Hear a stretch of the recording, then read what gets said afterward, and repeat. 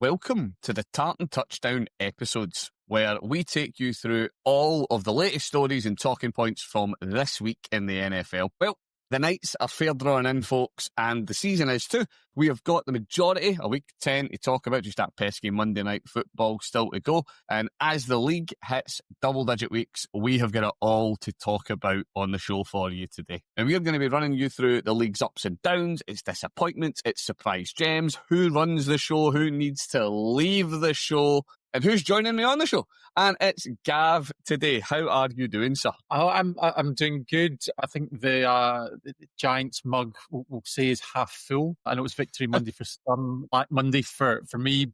Yeah, we're on to new adventures. Now, that is going to be something that we are going to talk about later on in the show, because yes, is one of the big bits of news is obviously all change in the coaching office in New York.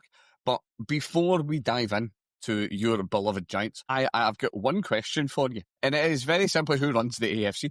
Because before the season started, Gav, that is a question that I could give you a fairly confident answer. The AFC had tiers. Now, the NFC this year, largely, is going to the script. You know, the Eagles are good. They're maybe not as good as they were last year, but they're good. NFC North, an absolute bloodbath. The 49ers are broken, as is tradition. The Saints suck outrageously. And we'll give the NFC that apparently Sam Darnold is good. That is the one very big surprising story that has came out of the NFC so far this year. The AFC, though, the AFC is confusing. I don't know. I like consistency in life. I like things I can depend on. I like to know who's good and who's bad. The Browns are bad. We know the Browns are bad, and that's okay. It's my happy place in a really weird way. But before the season started, we would have very confidently said the AFC has its own little elite tier. You have got the Bills, you have got the Ravens, you have got the Chiefs. They sit on top of the pile, and everyone else wants to pick away at them. This year, of those teams, the Bills are doing the best at 5th in the AFC. Sorry, that is a lie. 6th in the AFC.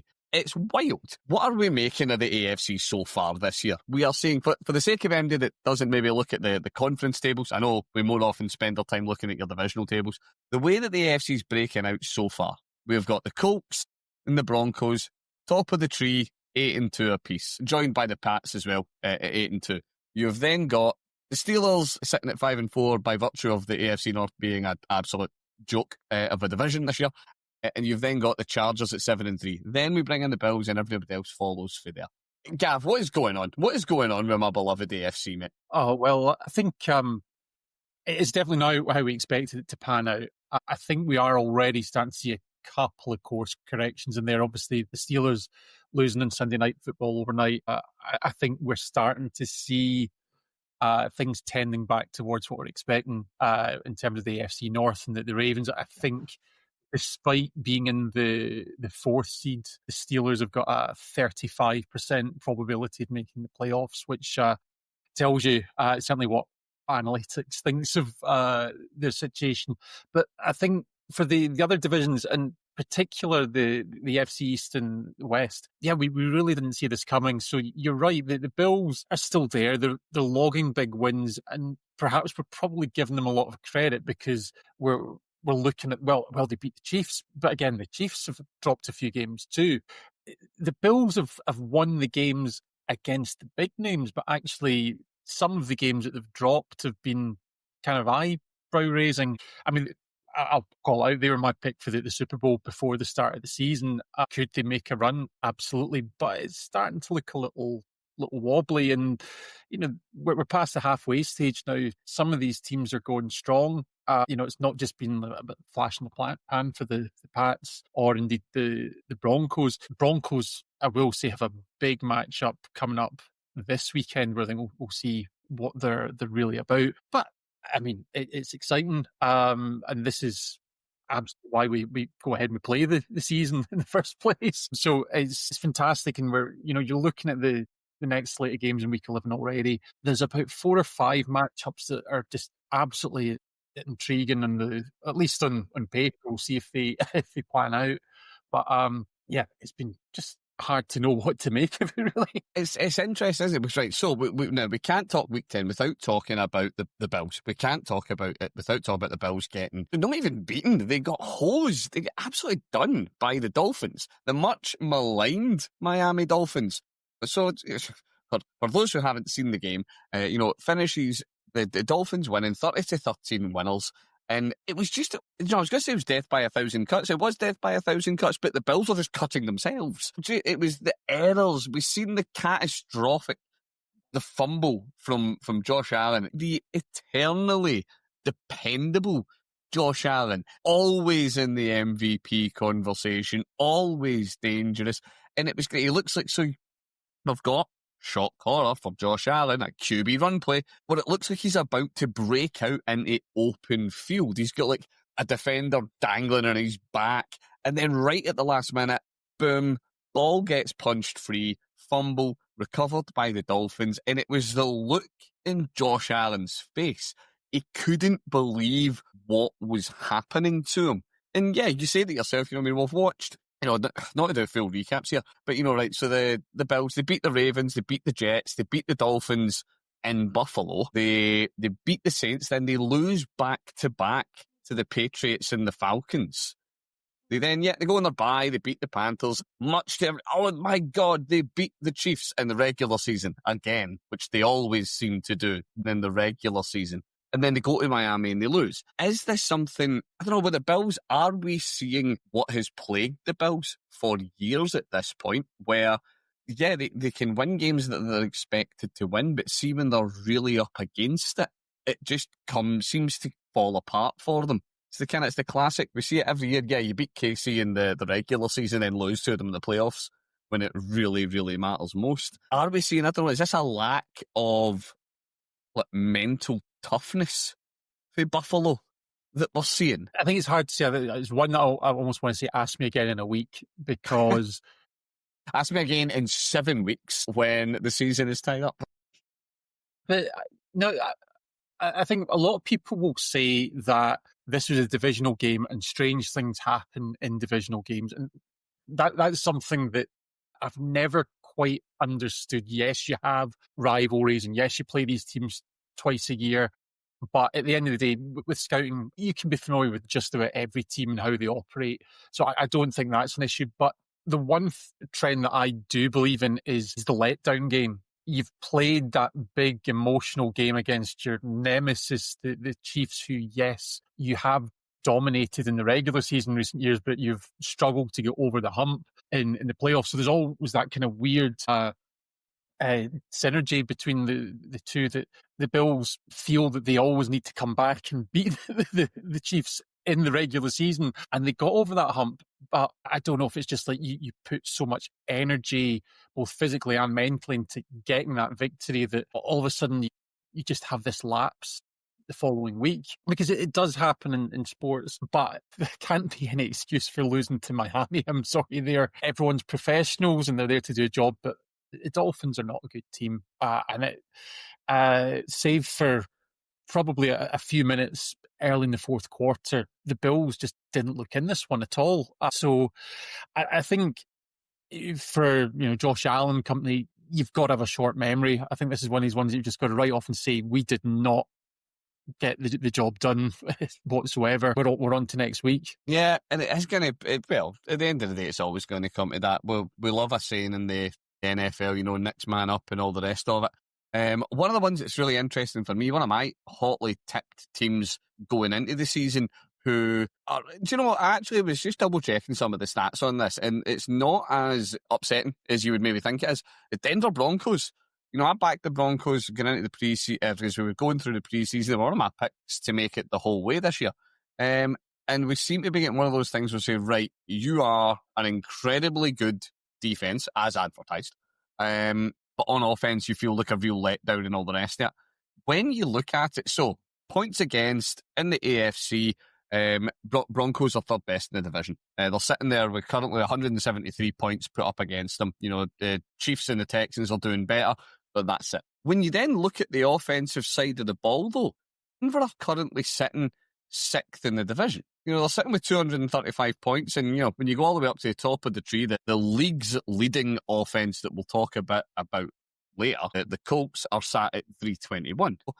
Is this year, okay, that's a big freaky jump, but we're going to talk about the Colts and we know how good they've been this year. Are the Broncos, should I have faith in my original projection? Should I believe that the Broncos might actually do something at the tail end of the year when the games really matter and it's really cold? Or are we kind of seeing what we're seeing here and Bo Nix in this offense just ain't got what it takes to keep that defense as happy as they should be? Well, as a fan of someone who I think you can say that their team has been exciting but has 2 wins, perhaps risky but fun.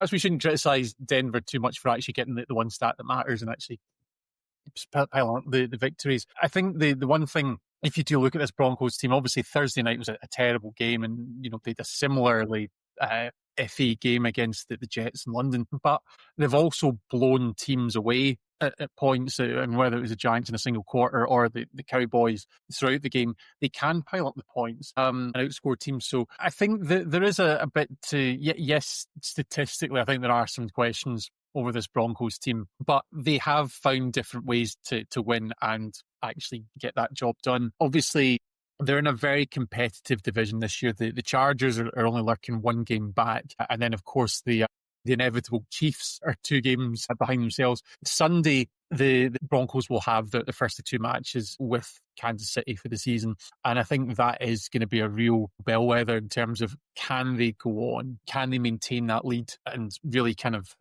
lock themselves in for the postseason, try and get that division title? So I think it's possible, but again, we're going to start to get some answers on this Broncos team really soon. It's going to be really interesting, particularly given the Broncos are undefeated at home this year, 5-0, and KC, they have got 1 road win on the year, 1-3. So if you look at it from a stats point of view, as dangerous as that is, folks, feel free to take this one to the bookies if you want. I'm sure you'll get pretty reasonable odds. I can't say I'll be backing it personally, but yeah, the Broncos should win. They should beat Kansas based on what we've seen so far this year.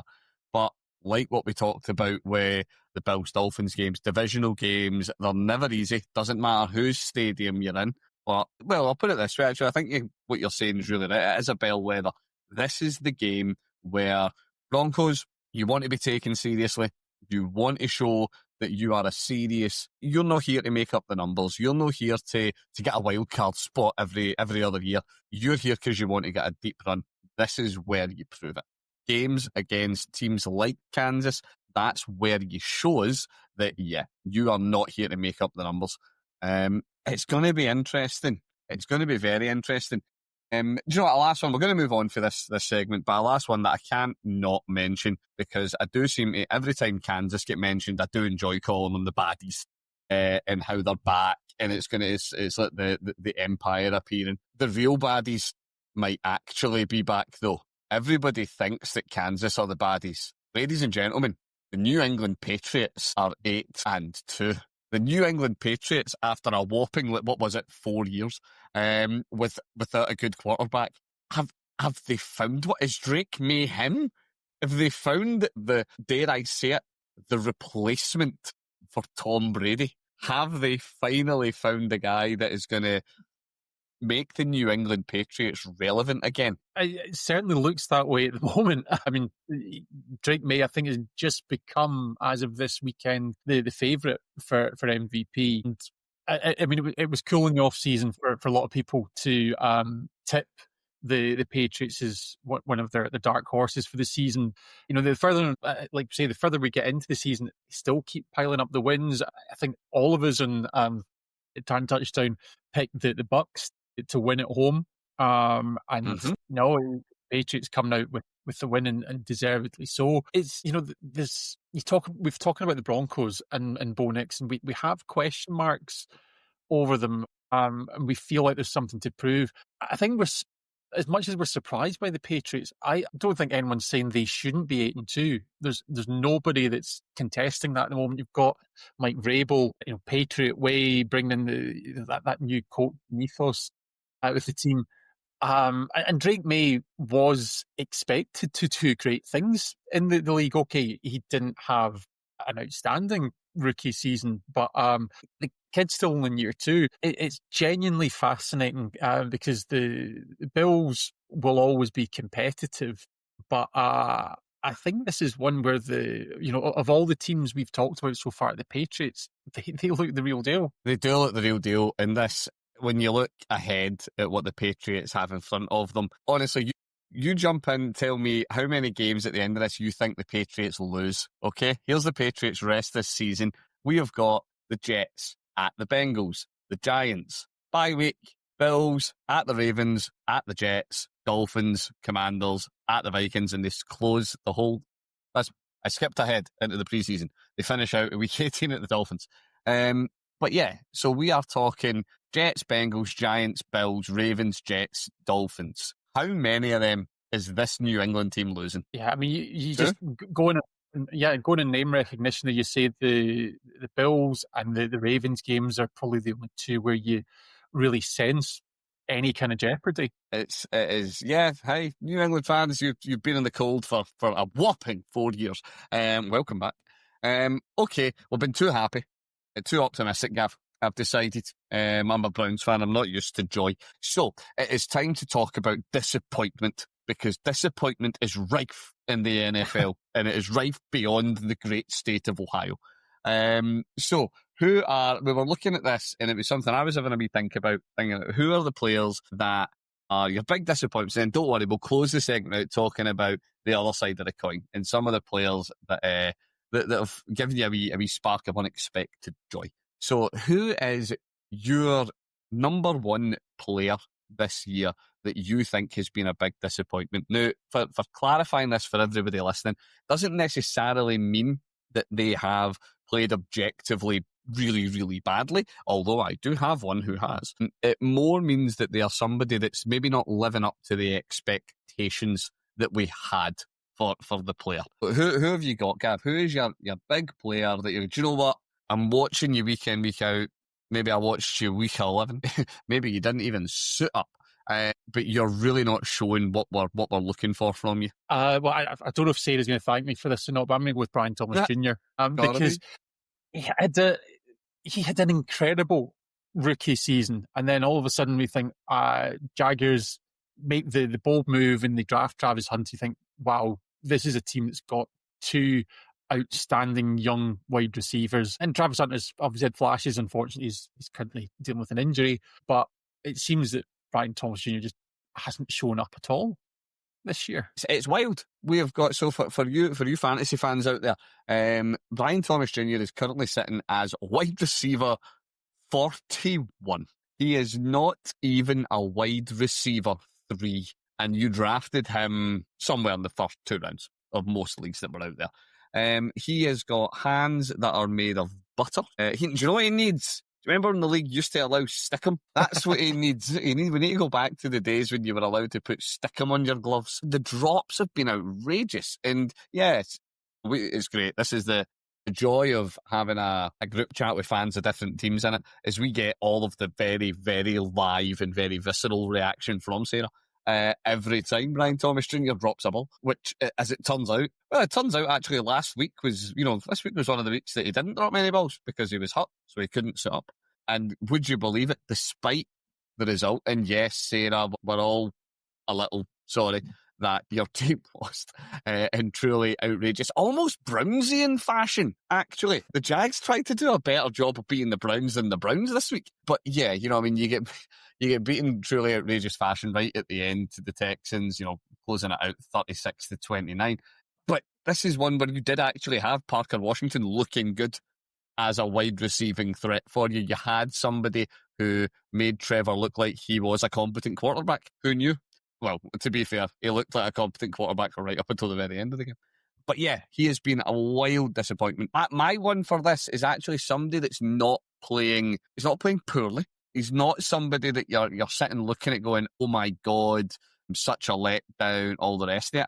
But based on what we expected, based on what we were used to, Saquon Barkley this year is sitting week 11, or sorry, week 10 done. We're about to go into week 11, and he is sitting on 520 odd yards for the year.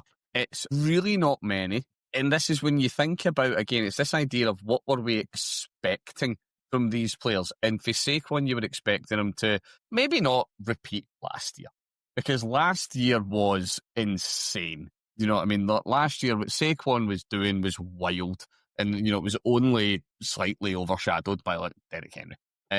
But we expected much better than this. And it's really just, I don't know, what are your take on, what's your take on kind of Saquon, the Eagles? We've talked about how the Eagles they're still a good team. I mean, the Eagles are still sitting, as I double check quickly, second in the NFC, I believe. So, you know what I mean? They are doing well. They're having a kind of reasonable year. They're not being, second in the NFC.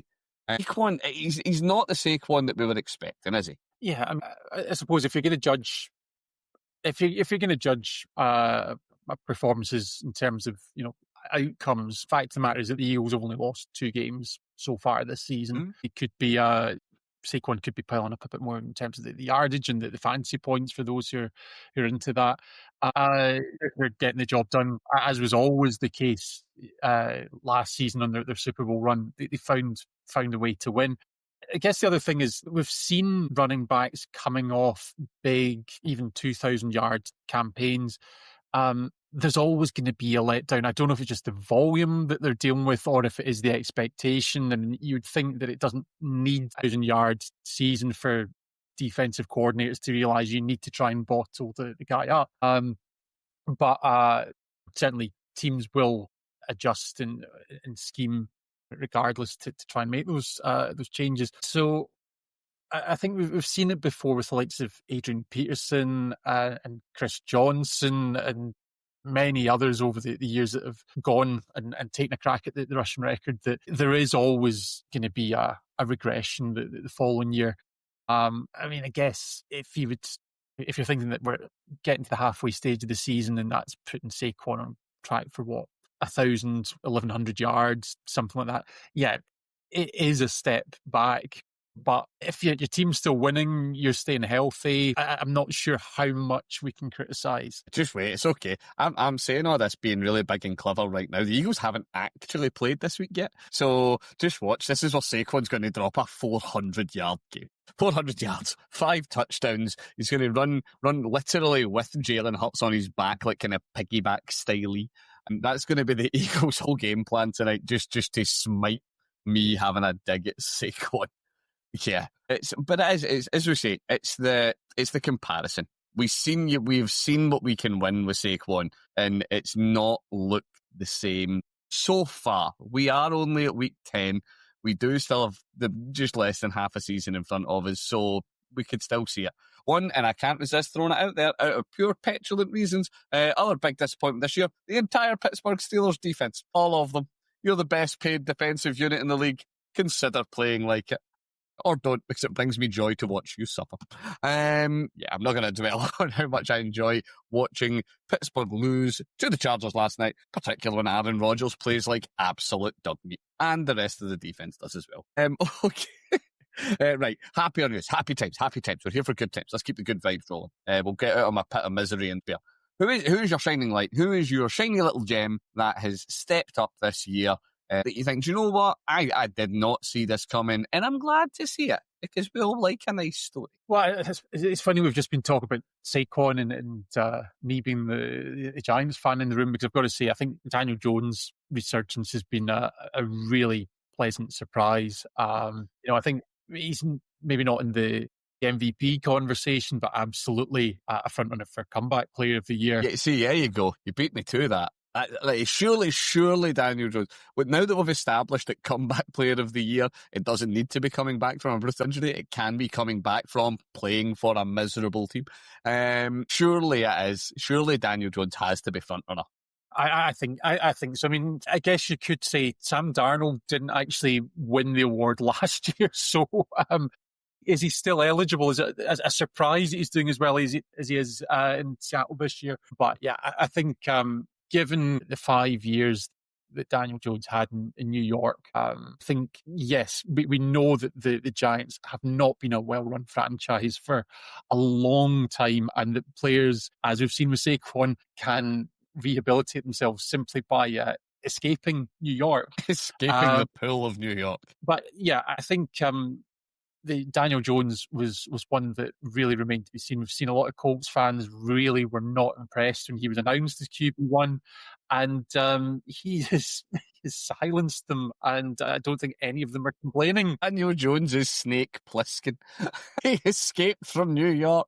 Right, okay, sorry folks, I've really dated myself with that reference. You either get that one or you really don't.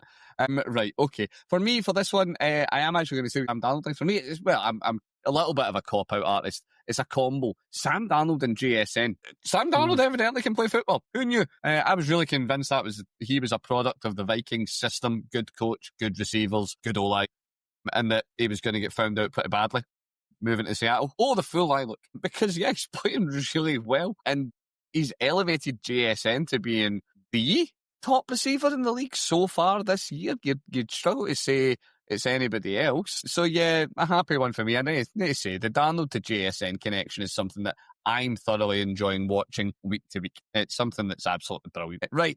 Now, Gav, I have actually been kind to you. And this is great. He knows exactly what's coming. I've been nice about this. And I considered opening the show with this. I was furious. For everybody listening, the news of this broke about an hour before we came on here. And it was actually slated to be a talking point of, I bet this happens. And then the Giants, Gav, undercut me by like 2.5 hours or whatever it was. So we have had our second head coaching firing of the season. And yes, Gav, it is your previously Coach of the Year winning, lest we forget, head coach Brian Daboll. What are you thinking? What's the thoughts as the Giants fan? You watched another brutal fourth quarter collapse out of your team. Is that really what's caused this? Are we just saying you can't? Losing's one thing. Losing like that's something else, though. Yeah, I think I've been a defender of Daboll for most of his run. I think I'm on record back in the tail end of last year saying that the Giants should have brought him back for another year. I don't know if maybe I've been guilty of putting too much stock in the old Buffalo Bills connection of Daboll and the GM. At the end of the day, the Bills seem to keep winning. You talk about people that come down from upstate New York, how they do. But I think it's quite clear that the Giants have had an energy about them in terms of Jackson Dart before he got injured, Cam Scatterbo, and of course Malik Neighbours who's been on IR for several weeks now. Mm-hmm.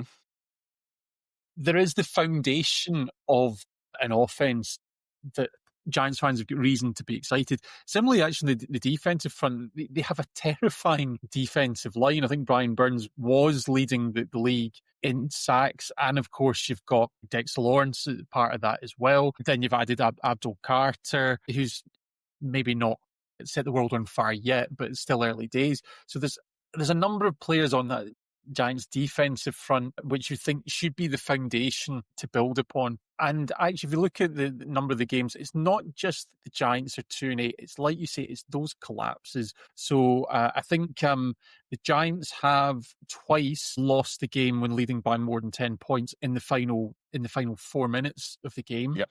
And that's more than the rest of the league combined for this season. They have also blown 4 double-digit leads on the roads. And I guess the other thing is, if we look at the teams that are involved in that, so, okay, the Bears are kind of resurgent. So they're 6-3. They're actually doing pretty well. But when you throw that in with the fact that the Broncos, again, they're doing well, but it's the nature of the collapse there. They shipped over 30 points in the fourth quarter in that game. And then I think the other 2 games that the Giants lost to Dallas, who really don't have much going on. And the Saints. Well, they're good on offense, Dallas. You need to give Dallas their offense is good. They just don't know what DBs are for. But yeah, I mean, up until this beginning, and the Saints, the Giants gave them their first win of the season. So it's not just that they've been blowing leads, but in some cases they've been doing it against, if we're not going to call them bad, then certainly mediocre teams. And I think that's the thing. Like, you're not always going to win every single game which you're leading, but the fact that you've lost so many of them and having been in a position to win the games, that does suggest that there's something amiss. And unfortunately, I think it was becoming evident that as the Giants have started to add to the roster, that the coaching staff was always going to need amendments. I will say that the one thing that's caught me out, I guess, is making the move mid-season. I'm not sure how much this is going to benefit anyone making that move. The Giants have got the Packers next weekend. Their bye's not for a few weeks yet. And it's just going to be Kafka, the offensive coordinator, that takes over in the interim. I guess my hope would be that the Giants don't get suckered into looking at how the interim does. They have multiple, they have multiple pieces to build around. So it's despite that 2-win record so far, if you're an incoming head coach, there's a lot to like. I think Jackson Dart, if he can stay away from the concussions, which is something else. But Jackson Dart is showing real promise, both as a quarterback, but actually as a leader for the team as well. And that's really what you want to see. So hopefully it's going to attract some interest for the Giants. But I think in terms of the decision, I can quibble over the timing, but I think it was always coming. Yeah, well, the NFL is a ruthless business. And as you know, the timing is, you can quibble over it, but I don't think anybody in New York is tremendously surprised at it. The next logical question for here, and I need to face up to this one myself, is who else is on the old chopping block? We've had 2 head coaches down so far this year, and we know fine well there's going to be more coming. For me, the big one that's coming up next got to be Stefanski. He's got to be in the block. We've just watched, and yes, Gav, it's okay. I'll talk about how my own team sucks really bad. So, Cleveland Browns, you talked about how the Giants, with their kind of very unfortunate records with blowing leads, and within 4 minutes to go, the Browns earned themselves a record at the weekend. We earned something by allowing the New York Jets to run back-to-back return touchdown plays. A 99-yard kickoff return for a touchdown, and then a 74-yard punt return touchdown is the first time that, since 1950, I think that is the first time that has happened since 1950. This was a game that it was an embarrassing game because of the nature of the loss. So yeah, Jets won out 27-20 victors over the Browns. Browns special teams spotted them 13 points. Browns special team gifted the Jets 14. So you can turn around and say, right, so the Browns defense is the Browns defense. It is exceptionally good. It is elite. It didn't give the Jets a huge amount. They bar one very good, I must admit, rushing touchdown play from Breece Hall. The Jets offense was the Jets offense. And we've seen the Jets offense struggle. They've had a couple of spiky games through the year, but nothing that impressive. And then you have the 2 special downs howlers. And then you have got, when you are trying to get back onto the field to get a shot of tying the game up. And you then have on not quite back-to-back plays, but you then have a defensive holding penalty when you have got the Jets on 3rd and 16. Defensive holding penalty, fresh set of downs. You then, even then, you still have a chance. You then have the Jets 3rd and 3, and you jump. And you give them this fresh set of downs again, and yes, and then the rest is history, and they close the game out, and you beat yourself. So yeah, it's one. Stefanski has dined out on some Coach of the Year performances. Much like Daboll. Coach of the Year is in the locker. We've seen some really good things. But yeah, people of Cleveland, the time is now. Stefanski, he has to go. I don't see him seeing the season out. There's no way he sees it out, because it's awful. It's not even the fact that the team are losing. The Browns are, if they're not last, they are second last in every major offensive category on the season. It's brutal stuff to watch. So he's my shout for who else is next in the block.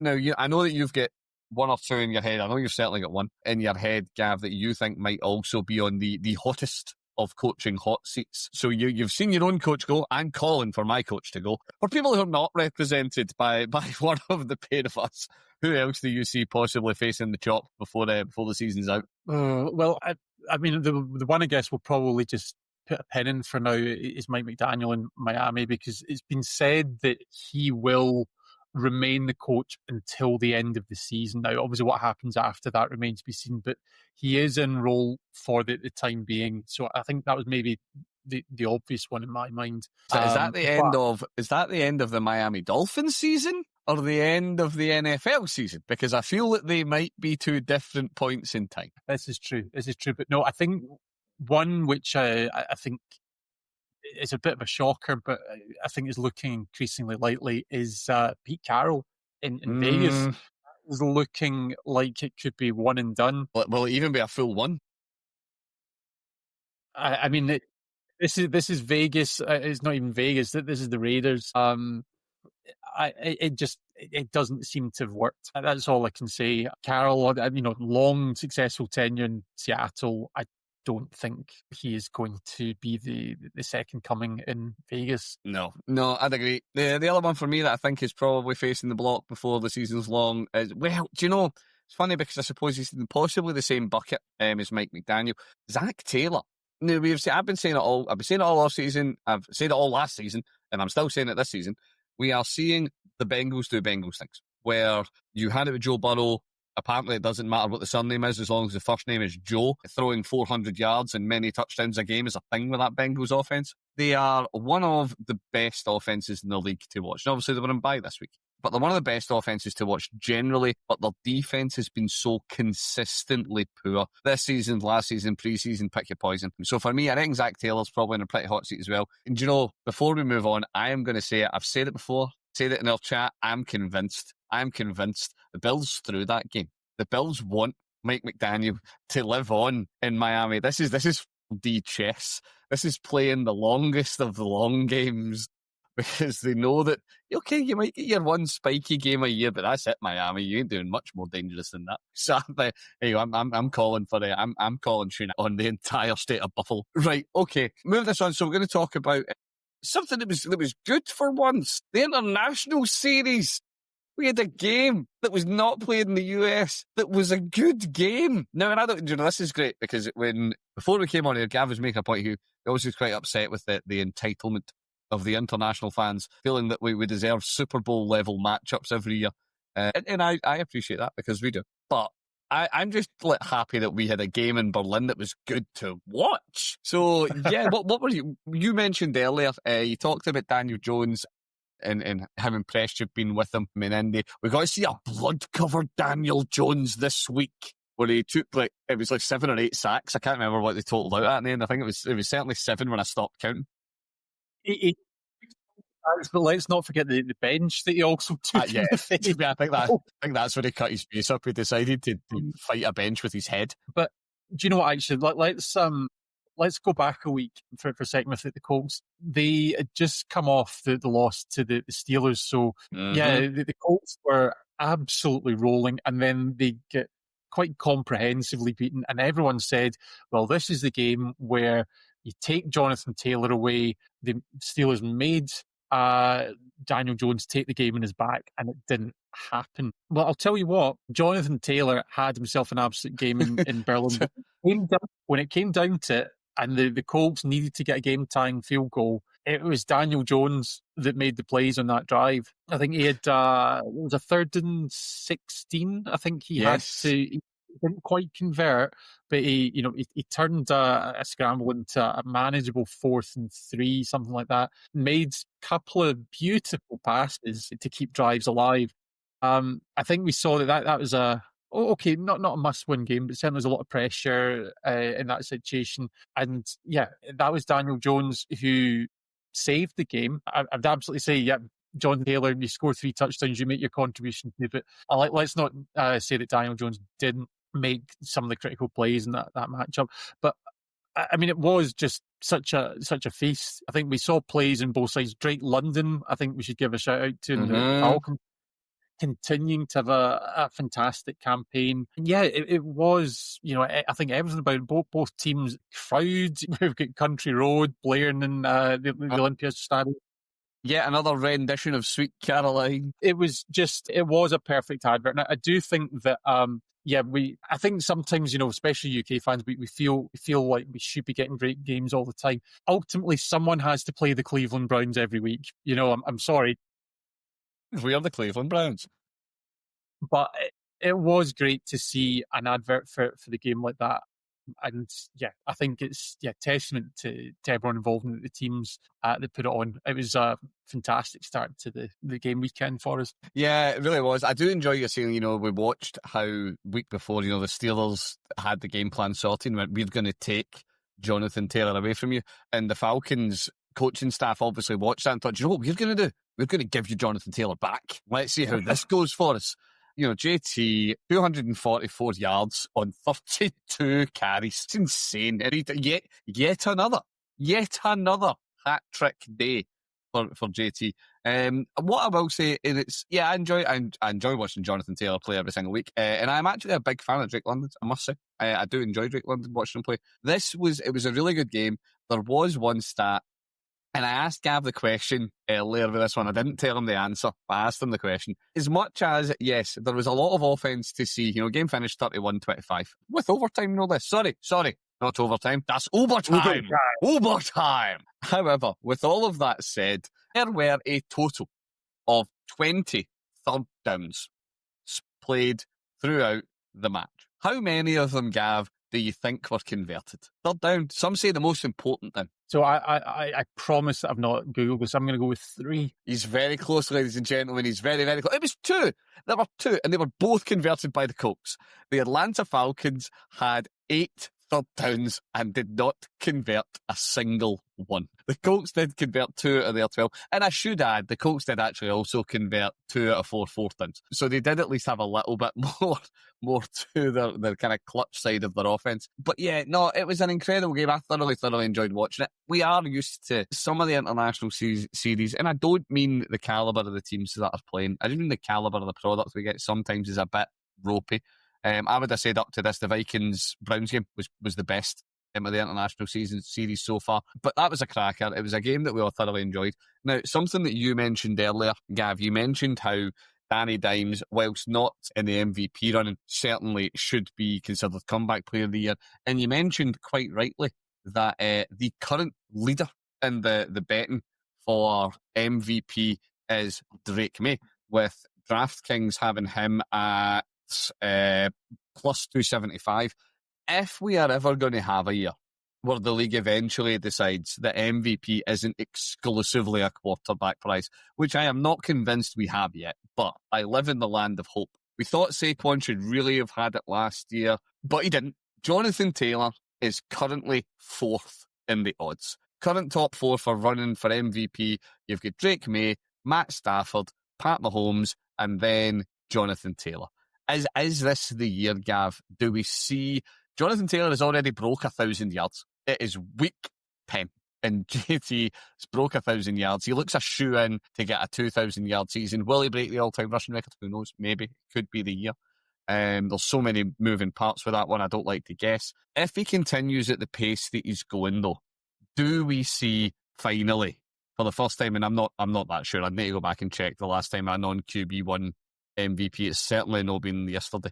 Are we going to see it happen with Jonathan Taylor this year? So I think you can absolutely make the case why he should win it, but I think you've already named one reason why I'm very wary of him not winning it, and that is Saquon and what he went through last year. I guess the question that I would put back is, what does Jonathan Taylor need to do to actually win MVP?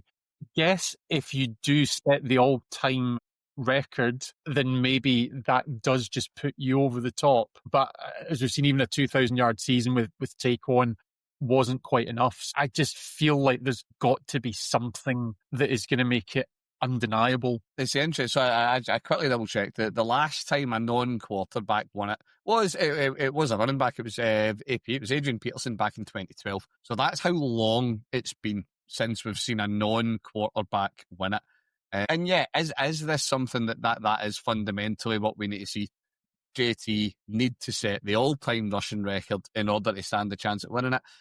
For me, I don't quite think that's right. I've always actually been kind of on board with it being a quarterback-heavy award, because at the end of the day, the quarterback, your offense, for most teams, runs through your quarterback. Yes, it's a team sport, and it's many, myself included, would probably say it's the ultimate team sport, but the quarterback is a singular position in how it operates. Colts' league-leading offense runs through Jonathan Taylor. He is the lens that offense is focused through. Yes, Daniel Jones is playing well. Not going to argue with that in the slightest. Great narrative, great story, all the rest. If we're saying that it's about who is the player who is most important, most valuable to their team, I don't think you can find an argument that says any player is more valuable to their team individually than Jonathan Taylor so far. That's my speech. That's my TED Talk. That's me. Well done. Thank you for listening, everybody. I hope everybody agrees and you all now vote for Jonathan Taylor. I think it's also maybe worth thinking about what the competition is as well. So I think the Colts, I know they've got the Chiefs coming up in the next couple of weeks, and that's one we'd maybe expecting to drop a game. But I do still think that by and large that the Colts are going to be on a big record going into December. If you then look at, well, who the competition is, we talked about Drake May. And again, we talked about the Patriots. They are in a situation where they may only drop another 1 or 2 games total in the rest of the season. The other thing, I guess, with the Patriots is that if you look at Drake May's situation, you can kind of talk about how the Colts have got this pairing of Jonathan Taylor, but also the resurgence of Daniel Jones isn't like another obvious number 2 in New England. Obviously, there are plenty of players that are playing their parts to get there, but there's maybe not another headline maker in the same way that we've got 2 in Indianapolis, and that's, I guess, maybe one reason why you can say that the case for Drake May is just that little bit stronger, just because the spotlight is just that bit more focused. Yeah, and it's the one, I suppose, what you say about when you compare the Patriots run into the Colts, they are two very different animals. Right, okay, we're going to wrap this one up, Gav, because at the end, if this is going to turn into a propaganda piece for JT if I don't stop myself. So, well, once we get the Eagles-Packers game out of the way, Week 10 will officially be in the books. But as always, here at the Tartan Touchdown, we are looking ahead. We are keen to think about what's coming around the corner. Gav, when you look at the Week 11 slate of games, what is the individual, none of this picking doublers nonsense, that is really whetting your appetite for another week of NFL action? Well, I was going to say that this is a really stacked schedule. I think there's 3 or 4 games. But if you're going to ask me, yes, it is, Gav. That's why I'm only giving you one. I am going to come back to what we were talking about earlier. Chiefs versus Broncos. That is the proof point for Bo Nix and the Broncos so far this season. Are they for real? Can they go to 9-2 and actually take a 3.5, 4 game lead over Kansas City? That would be a massive statement. It's obviously in the prime time window, and I think that's going to be fascinating to see how that one goes. Yeah, it's going to be a cracker. It's certainly one of the ones that jumps out. For me, I am particularly, because I love a narrative like this, if I'm very, very honest, I am really looking forward to the Bucs Bills. Well, we all know my love of Baker. I do love Baker. I really want Baker back in Brown. It'll never happen. But yeah, the Bucs have been doing well so far this year. The Bills, we know, are coming off a sore one to Miami. And the Bucs are no slouches. The Bucs are a good team. They are not a team that's going to be in the dance. You know, they are not winning a Lombardi at the end of the year. So this is one of the ones where, for me, I think the Bills need to stamp their foot down a little. I think this is one where it's in Buffalo. Buffalo. I do like just referring to the Bills as costly Buffalo, even though they don't actually play in Buffalo. But they need to make a point here. They need to show that we are still the Buffalo Bills. There is a reason that everybody was putting us in an elite list of teams before the season started. And yeah, we might have taken a bit of a sucky loss to the Dolphins, but other than that, we are still something to be reckoned with. So for me, that's what I'm going to put. I'm going to put my flag down and say that that's going to be game of the week this week. America's game is not going to feature the Cowboys because I'd forgotten who they were playing this week. And the NFL script writers, if indeed they do exist, have a wicked sense of humour. putting the Raiders Cowboys on at prime time. 'Cause that's not going to, I feel that won't be a classic. Right, okay. Well, that brings us to the end of the show. And it is always a sad time when it is the end of the show, Gav. Thank you very much for joining me, mate. It's been great to talk all things Week 10. It's been a pleasure. Thanks, Brian. And to all of you wonderful, wonderful folks listening, thank you very much. Remember, you can catch up with us on YouTube. You can get us wherever you get your podcasts. Listen in, subscribe, get in touch with us. You know that we love to hear from you guys. And until next time, I've been Brian, he's been Gav, and we'll see you in the next one.